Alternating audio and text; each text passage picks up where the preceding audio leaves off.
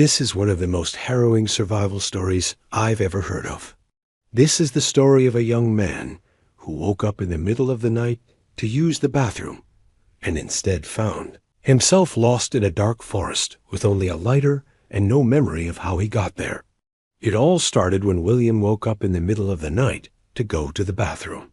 He was staying at his girlfriend's house and was just in the guest room sleeping.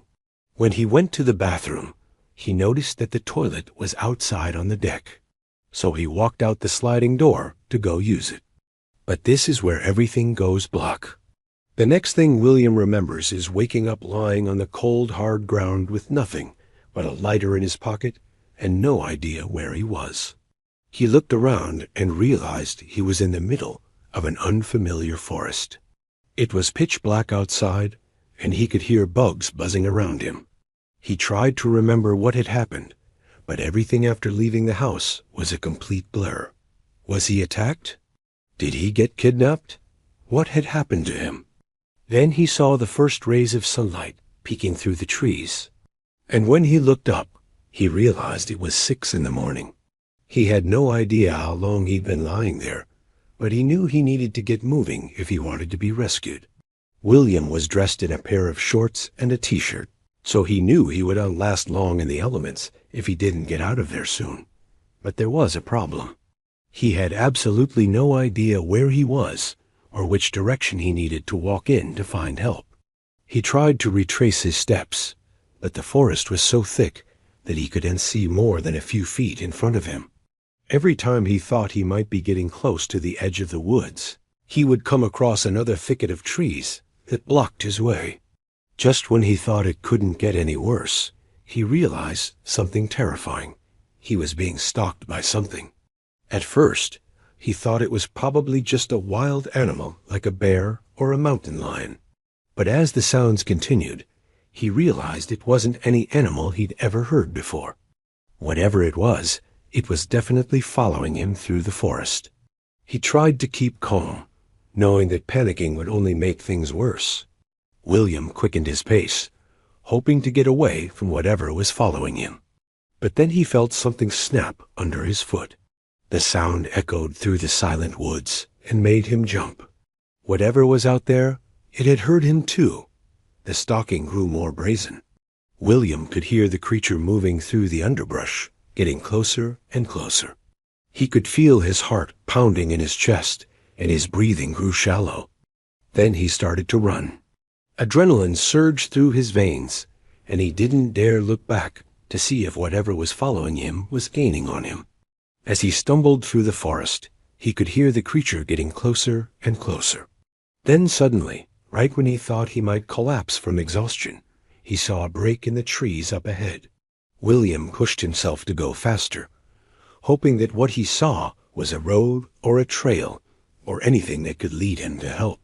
When he finally burst out of the trees, he collapsed on the ground, gasping for breath. But when he looked around, he realized he wasn't on a road or a trail. He was in a field, and in the distance, he could see a farmhouse. William struggled to his feet and started walking towards the house. He had no idea if anyone lived there, but it was his best chance at getting help. As he approached the house, he could hear the sound of barking dogs. William hesitated for a moment, wondering if he should knock on the door or try to sneak in. But before he could decide on a plan, the front door opened and a man stepped out. The man looked at William with a puzzled expression on his face. William tried to speak, but his throat was dry, and all he could manage was a croak. The man stared at him for a moment, then turned and went back inside. William stood there awkwardly, not knowing what to do next. Then he decided to knock on the door.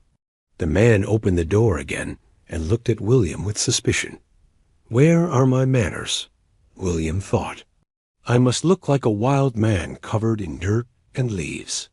William explained that he was lost and needed help. The man looked at him for a moment, then nodded and invited him inside. William stepped into the house and was met with the sight of a woman sitting on a couch. She looked up at William and stared at him for a moment.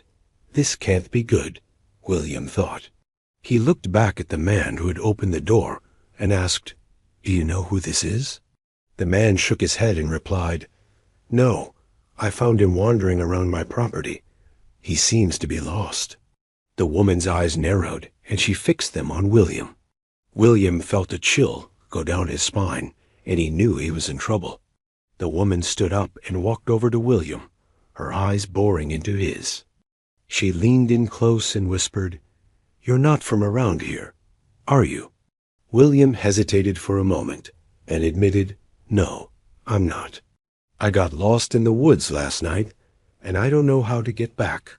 The woman's eyes widened, and she took a step back. She looked at the man and said, "I think we need to call the police." The man shook his head and said, "No, let's not do that. I'll take him out back and show him where he can find water and maybe some food." He looked back at William and said, "Come on, I'll show you where you can freshen up, and maybe we can figure out where you're from." Relief washed over William, and he followed the man out to the back of the house. As they walked, William tried to piece together what had happened to him. He knew that he had gone to the bathroom in the middle of the night, but after that, everything was a blur. He had no memory of being in the woods or being followed by a mysterious creature. The man led William to a small shed and opened it up. Inside was a sink with running water and a small refrigerator. The man pointed to the sink and said, "There's water and some cups over there if you want some. And you can find some food in the fridge." William nodded and walked over to the sink. He cupped his hands together and drank deeply. The water was cold and refreshing, and it helped wake him up even more. After drinking, William looked around to see if there was anywhere else he could explore. He noticed a door at the back of the shed and pushed it open. It led to a small bedroom with a bed and a dresser. The man caught up to him and said, "If you're tired, you can rest here for a while. We'll figure out what to do next later." William thanked the man and lay down on the bed. As he closed his eyes, he couldn't help but wonder what the man was planning to do with him. Now that he was safe from whatever was lurking in the woods, he had a new fear. Had he just escaped one danger, only to be captured by another? William jumped when he heard a knock on the door. He sat up in bed and looked around to see if the man was there, but he didn't see him anywhere. William cautiously made his way to the door and opened it slowly. Standing there was a woman holding a plate of food. She looked at William and smiled. "That's for you. I made us some breakfast too." After thanking the woman, William sat down at the table and ate. He was exhausted and couldn't remember the last time he'd eaten anything. The food tasted delicious, and he ate everything on the plate. As he ate, he watched the couple talking and laughing together. They seemed genuinely happy, and William couldn't help but envy them. After breakfast, the woman and man told William that they were going to take him into town to see if anyone was looking for him. William got dressed, and the three of them headed into town. As they drove, William looked out the window and marveled at the beauty of the countryside. He had no idea where he was, but he knew he was a long way from home.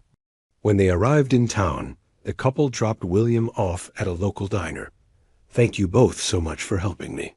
"I owe you one." The man waved and said, "Don't mention it. Just be glad you're okay." William went inside and sat down at a table. He still had no idea who the couple was or why they had taken him in, but he knew he owed them his life. He ordered a cup of coffee and started to think about what he was going to do next. He knew he couldn't stay in town, but he didn't have anywhere else to go. That's when he saw a sign on the wall that read "Free Wi-Fi." William walked over and connected to the Wi-Fi network. The next step was to figure out how he was going to get home. He pulled out his phone and started to search for his girlfriend's number. But as he scrolled through his contacts, he realized he didn't have it saved. William panicked. How could he not have his girlfriend's number saved in his phone? Just when he thought he might not be able to reach her, he remembered. He used to call her at work, so he dialed her workplace.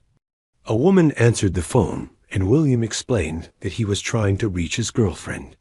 The woman said, "Oh, you mean Jessica." Then she transferred him to her department. When Jessica answered the phone, she sounded surprised. "Hey, you're awake. I was worried I might have hurt you when I pushed you off." "I didn't mean to, I swear." William was confused. "Wait, what are you talking about? Why did you push me?" It all came flooding back to him. He remembered going to the bathroom and then being attacked by a mysterious creature. The creature had knocked him unconscious and left him in the woods. When he woke up, he had no memory of what had happened or how he got there. "Thank God you're okay. I was so worried. Now, where are you?" "I'm at a diner in Pine Ridge. Could you send someone to pick me up?" "Sure. Be there in a few."